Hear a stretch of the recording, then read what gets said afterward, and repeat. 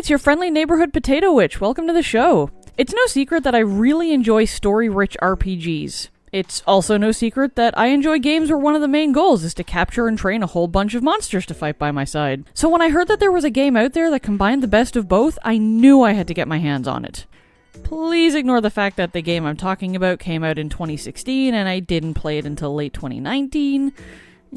Also, please ignore all this copyright info in the corner of the screen. This is what happens a lot when you record certain games directly via the PS4 and not with the assistance of some game capture device. Anyway, I'm talking about World of Final Fantasy, a game that was initially described to me as Final Fantasy meets Pokemon, and yeah, you know what? That's a really good way to pitch a game concept to me. Mention two series I really enjoy, and yes, I will probably want to play the crap out of it without knowing any more than that. So, what is World of Final Fantasy? Well, in a nutshell, it's a turn-based RPG in which you fight alongside various monsters that you capture over the course of the game. But I'll go into more detail about that later in the video. It was initially released in 2016 for the PlayStation 4 and the Vita, and later for the PC, Xbox One, and Nintendo Switch, covering all current generation consoles. You play as two main characters, siblings named Lan and Rain, who are just living normal lives in a town called Ninewood Hills until this adorable fluffy thing appears on Lan's head one morning, all of the other people in the world disappear, and life is turned upside down. Wait, though, well, maybe not everyone disappeared. There's this mysterious young woman named Enna Crow who tells Lan and Rain that they're Mirage Keepers, that their memories of their old life have been forgotten, and that they really belong to a world other than this one. Who is this woman? Me? Oh, well... I'm God. Probably best we just go along with whatever she says then. So, Enna Crow reveals that Lan and Rain need to travel to the world of Grimoire in order to find their forgotten mother, in the hopes of remembering their past and reuniting with family, a quest that will be greatly aided by collecting and training as many Mirages as they can acquire. More on that later, though. On their travels, they learn that the Bahamutian Federation is slowly taking over more and more territory, occasionally strong-arming places into joining them with promises of wealth and prosperity. Only this is a bad thing, because those promises are too good to be true. So Lan and Rain decide that they can help out a little in regard to that, too, along with trying to find their mother.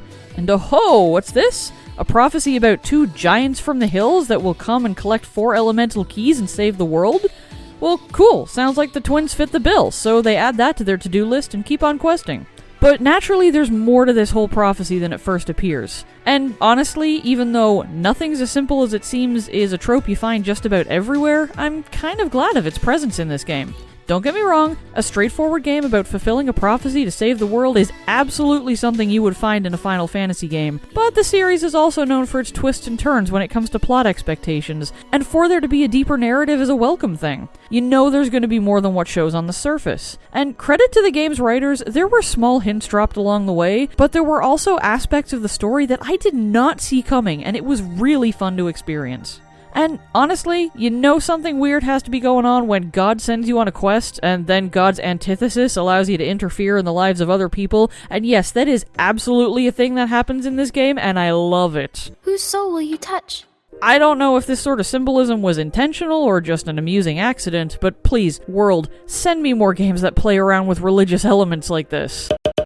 Yeah, I'll get to those eventually. Anyway, World of Final Fantasy definitely has a cutesy style that might turn a lot of people off at first, dismissing it as baby's first RPG or something. You've got adorable monsters to tame and fight alongside, most of the NPCs are 3D chibis with big heads and tiny bodies, and yeah, I can absolutely see why this might, in the beginning, make people overlook it as being too childish. But honestly, as far as the story goes, it's no more childish than Final Fantasy I, with its simplistic story and limited content, and that game isn't dismissed as being too kiddie. It's just a matter of looking past the surface. Yes, it's almost painfully adorable at times, but that doesn't automatically mean that the game is a great one for young first-timers looking to experience their very first Final Fantasy. Actually, as a first Final Fantasy game, this would be terrible. The world you explore, Grimoire, is a sort of mashup of people and places from all over the Final Fantasy series. I mean, okay, the game is absolutely playable and comprehensible if you don't know all of the Final Fantasy games that preceded it, but it is so much more entertaining when you know the backstories of all the cameo characters. It means something when you see Edgar at Figaro Castle. You can't help but smile when you see Tifa run in and beat the crap out of something. You have context for those characters already in your mind, and so their appearance takes on another layer. and not having that background makes some characters feel underdeveloped. Take Shantoto, a character from Final Fantasy XI. I haven't played that game, so she was an unknown to me. I had no context for her character, her personality, nothing. So while her role here as a rather tricksy, rhyme-talking person who knows a lot of things might have been appreciated by fans of FF11, might have even been funny on some level, it went completely over my head. From my viewpoint, she was a character who showed up, did a thing, and then buggered off. And that's how a lot of cameos go in World of Final Fantasy, honestly. They're there, they serve a purpose in the moment, and then are never heard from again. Any amusement we get from them, any understanding we get regarding their motivations, comes largely from knowing them in other games. Their presence here only adds something if we're already well aware of what they're adding. So, no, this is absolutely not a game I recommend to people who aren't already fans of the Final Fantasy series, even if it first appears to be an entry-level sort of game. And yet, all of these characters, despite being from other games, are definitely denizens of Grimoire's mashup reality. They don't remember being elsewhere or doing other things, being part of grand adventures on other worlds. They've always been in Grimoire. It creates a weird sort of dissonance that, if I'm honest, comes across like a massive crossover fanfic. Which isn't in itself a bad thing, because fanworks are awesome and never let anyone tell you otherwise, but the problem lies in the word itself. Fan work. Your best experience will come when you're already a fan. But if you are a fan of the series already, then yeah, there's definitely a coolness factor to being able to see new renditions of old favorite characters and places. Whether you've always wanted to visit a Mako reactor, meet Ferris, or see Besaid look like a generic fantasy resort town, I guess, then that sort of stuff is in here. Not every place looks like it did in its original game, though, and there are some wholly unique places that I believe were created for this game, like the Tometown of the Ancients. Wait, hang on a sec, just wait a second. It's a town made from books, it's always night there, and it's filled with vampires? Honey, I'm home. I still remember a little bit from when the trouble started and I got turned into a vampire. I think this might sound a little creepy, but it actually felt kinda good. I hear ya, man. I hear ya. I previously mentioned that you capture and use monsters in battle, which is called imprisoming, and while at first you might be picturing a Pokemon-like setup, it actually gets a bit more involved than that. Monsters, known in this game as mirages, come in 3 different sizes: small, medium, large. This size difference allows them to be stacked, with smaller mirages standing on top of larger ones, which affects how the battles will play out. Lan and Rain themselves are also involved in the battles, so it's not just a matter of throwing out some mirages and cowering behind them. And since Lan and Rain can transform between medium-sized Lillykins and large-sized giants, that's giants with a J, by the way, because fantasy spelling, they too are part of the stacks. Want to enter battles while riding a Fenrir with a black firewolf puppy thing on your head? Yes, that is absolutely an option. Or how about a baby behemoth and a white foxy-looking thing balanced atop your noggin? Also an option. The stats of everything in your stack are combined, so that one stack is stronger than 3 things fighting alone. But it's not just stats that combine, abilities do too.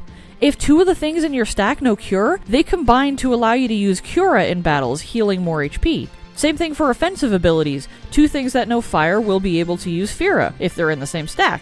It's a cool way to mix and match abilities and strengths depending on what you need at any given time, and to access stronger spells before you might typically get access to them. It adds another layer of strategy, so that you can't just use what looks the best or has the strongest stats. The abilities you know and what they might combine with have to be taken into account too. Also, I want to take a moment here to state that it took me until past the halfway point of the freaking game to realize that the letters in the name of the stack setups, like Little Stack R and Little Stack L, did not stand for right and left. They stand for Rain and Lan. I'm not sure how I managed to miss this for so long. Similar to Pokemon though, and also just about every other monster catching game in existence, is the ability for your teams of monsters to change to other forms. In World of Final Fantasy, it's called transfiguring, abbreviated to transfigging, which I keep wanting to say is transfrigging, and that would be something else entirely and 100% not safe for YouTube. But yes, you can evolve your mirages as it were, and unlock more powerful forms. They can change in size, access new abilities, and generally just look cooler if nothing else. Transfigging is not an automatic thing, you have to manually choose to do it, and mirages can flip back and forth between forms whenever you want them to, so long as you're at a save point or use an item called a Seraphone. Some mirages can even transfig so far as to become mega mirages, which are too big to stack, but are the perfect size for summoning. These work similar to Final Fantasy X's Aeons, which kind of take over the battle and can go till they run out of HP, AP, or until you dismiss them. They're stronger than other mirages, take up a lot of your AP to summon, and are absolutely worth it, because they give you the chance to see a giant behemoth monster barreling down on enemies and utterly crushing them. Cower before my might, puny fiends! Okay. Now you're kind of scaring me. Yes, well, moving on. Speaking of summons though, another interesting element to this game is the ability to summon characters from other Final Fantasy games to help you. You can purchase character medals after encountering the characters in the game's story, and you can equip 3 medals at any given time. Each character does something different when you summon them, like dealing damage of a certain element, physically attacking enemies, or healing the party. It's a great way to cover some weak spots that your stacks don't allow for, like having something on hand to do ice damage if you don't have any ice spells. You can only summon characters 3 times per battle maximum, and that depends on the level of the character medal. Some can only be summoned once, for instance. But it's still a useful mechanic even if it's limited. Also, don't think too hard about how a medal has the ability to temporarily summon people who are busy doing their own thing in Grimoire. Like, am I summoning their soul for a moment, and then when that's done, the character's all, whoa, just blanked out for a sec, what were we talking about? Did they disappear for a few moments? Considering I purchased those medals from someone who was described as a counterpart to God, does that mean I'm purchasing souls from the devil? Do the characters know they were selling their souls, and for what purpose they'd be used? Are they actually okay with helping, or have they been roped into it unwillingly? Okay, no, stop. I said not to think too hard about it, and I'm gonna follow my own advice. I do not need to fall down that rabbit hole right now. I won't overthink it. One less positive note about battles is that I have to say I am not a fan of the active time battle system in modern RPGs.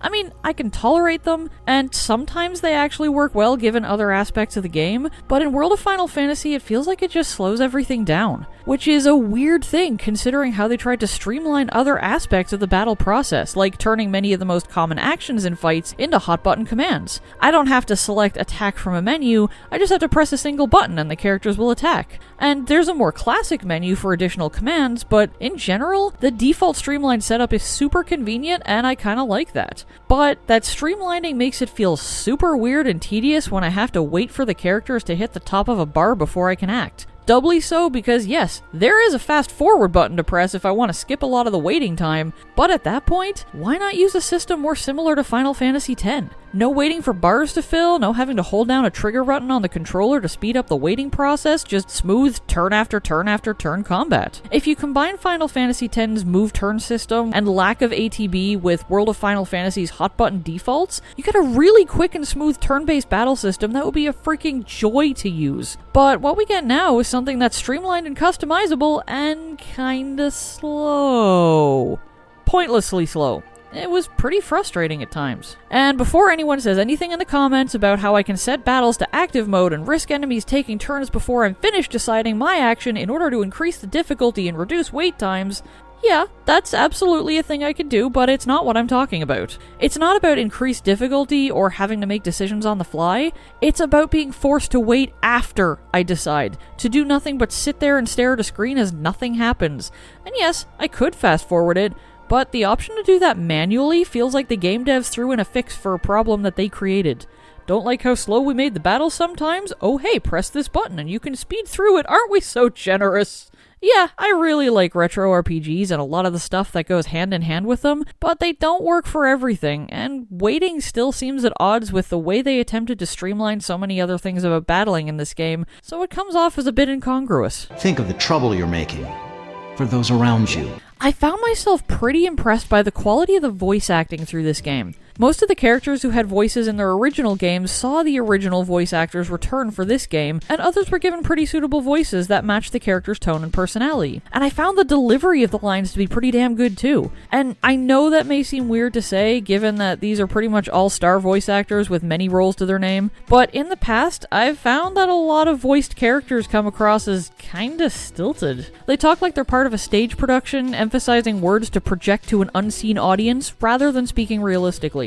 It's not bad, but it does come across as an unnatural way of speaking. Here, though, there are a number of characters who talk like they're just talking. Rain's VA in particular, Amanda Layton, does a great job with this, and I would love to see her in more roles. The story portion of World of Final Fantasy is pretty short, at least by modern RPG standards. You can get through it in like 20 hours or so, if you ignore all the side quests and whatnot, but oh, how there's so much you'll actually miss out on if you do that. I mean, for one thing, there's the challenge of capturing all the mirages, which, again, is similar to Pokemon. But that's not the only side stuff available here. No, there's also the Colosseum, for one thing, which is run by a Tonberry, and allows you to access battles that may or may not challenge you, depending on your level and stack setup. The fights are rated by level, and more are unlocked as you progress through the story and beat other challenge fights, and some reward you with items that are difficult to find otherwise. They also give you the chance to imprison some rare mirages that you might not be able to find anywhere else, like some classic Final Fantasy summons such as Shiva and Ifrit. Mostly though, I find this area good for farming certain items without the tedium of random battles and low percentage drops.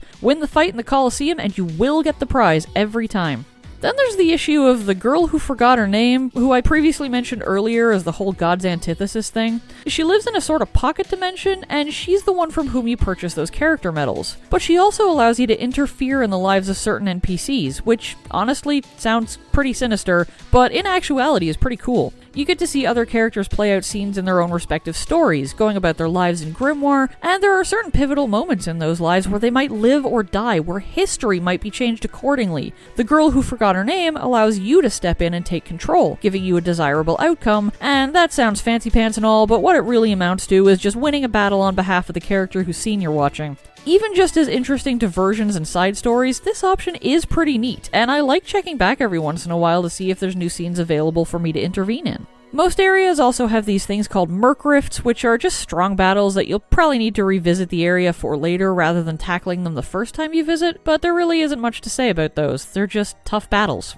There is one area the game tried to give me time sinks that I really didn't want though. Toward the very end of the game, you get access to some mini-games that you have to slog through in order to advance the story. Now yes, technically you can skip them, and the story will continue regardless, but in some cases, skipping them or even taking too long to beat them will result in you not being able to get a valuable item. You can replay the mini-games later if you want, but your first chance is your only chance to get some things. And you will end up doing the mini-games multiple times in your attempt to beat them, if for no other reason than the in-game instructions for them are freaking terrible. Take this one for instance, it's basically like Battleship. You can attack spaces around your unit in the hope of finding an enemy. You have to reduce their HP to 0 while not dying. You know, pretty standard that. Sometimes when you find certain squares to try and uncover an enemy, you'll see an outline of an enemy pop up with a resist message. So you think, oh yeah, I found one, and you keep attacking, because why wouldn't you? It'll stop resisting eventually. The problem is, it doesn't. Because what's actually happening is that you attacked a square adjacent to where the real enemy is, and that's supposed to be the hint to tell you that the enemy is on one of those adjacent squares, only the game never freaking tells you this. It does tell you that if the attack misses but the enemy was one square away, you'll get a hint. But it doesn't tell you that's what the hint will look like. They set it up to make it look like you actually hit something but it resisted your attack for some reason, same way as missing completely will show a missed message. So why the sweet fancy hell are we supposed to think anything happened other than hitting the enemy but it resisting damage? Or how about this one, where Rain has to hit a very fast Cactuar. You're told you can use 2 buttons to punch and 2 to kick, and you have to aim with the left stick. The goal is to hit the Cactuar. Okay, what's the problem with that? Well, they made it overly complicated. It doesn't matter whether you kick or punch, a hit counts as a hit, so they could have made it a single button. Aiming is up, down, left, or right, that's it. Also, the way to win this game is to predict when and where the speedy Cactuar will appear so that you can hit it. You get 3 tries, its pattern is random. If you attack the moment it appears, you'll actually be too slow to hit it. The best way to get past this minigame? Pick a direction, just keep hitting the X button constantly, and if you fail to hit it, try again. Do that till you win. Don't try to anticipate a pattern, don't try to figure out timing, because you will actually spend more time doing that than if you just mash buttons and retry a couple of times. These minigames feel like they were put in the game as an afterthought, a way to add variety to the gameplay, but they come pretty much right at the end of the game and don't do much except confuse and frustrate players, so there is entirely no need for them. Seriously, I would have preferred a bunch of back-to-back boss battles to that goddamn Battleship game. Getting back to more positive commentary, the game also boasts some cool replay value with a fairly robust post-game experience. Beating the game once and reloading your save file will open up bonus dungeons for you, extra quests to complete, and also the chance to unlock the game's true ending because yes, this game has multiple endings, and yes, there's even a legitimate reason in the story why that happens, and I'll be damned if that's not a cool way to work game mechanics into the plot. Though, as for that extra ending, I prefer to think of it less of a case of a regular ending and then a secret alternate ending, so much as it's a fake-out ending and then a real ending. You could stop playing right after the first ending, sure, and the game would still make sense. But the post-game is a direct continuation of that event, so it feels not like a secret for those who dedicate themselves to continuing, and more like just the actual ending. Looking at it that way, it makes the game a fair bit longer, and yes, some of that length is absolutely padding due to side quests and whatnot, but it's still a bit more involved than you might first expect. But wait, there's more! If you have the Maxima version of the game, or bought the DLC, which, full disclosure alert, I do not have because I can't afford it right now, so this is info I've pulled from the internet rather than my own experience, there's yet more content to be unlocked, such as a new game plus, extra dungeons and bosses for more challenges, additional mirages to imprison. Wait, holy hell, there's a Moomba in that version? Why you lock Moomba behind paywall, game?